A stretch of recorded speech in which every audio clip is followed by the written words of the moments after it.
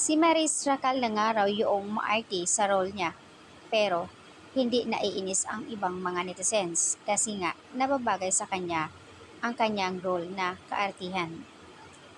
Si Irene, I love your Irene role. Maganda ka, maarte, pero hindi kami maiinis dahil nababagay sa'yo at ang lakas ng chemistry. At ito na naman si Irene nagpapabangs again, napakaganda.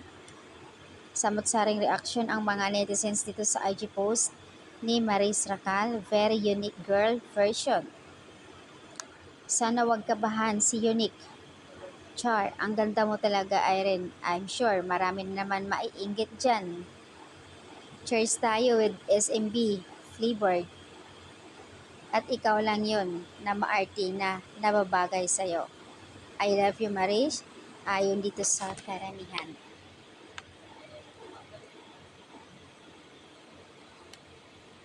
Iba na naman ang mood niya ngayon. Di siya nagdo-drawing, haha. May pa-arty siya. Di ka pala sinyan ha, Irene Chu? Ang ganda naman ni girl. Nag-react naman sila Loyanong at Bini PH, ibang mga celebrities sa ganda. Literal, wala pang makeup yan. As in natural beauty na nakasalamin lang. Pretty so much Maris Racal. Endgame na naman si Bakla. Naglalaro na naman ang ganda-gandahan. Hoho. Have you Irene Chu? Dahil nga tapos na ang kanyang drawing na Mimi at ito na naman siya ngayon naglalaro ng ganda-gandahan. Iba ka talaga. Talented ka, Maris. You look like Shizuko Murasaki platform.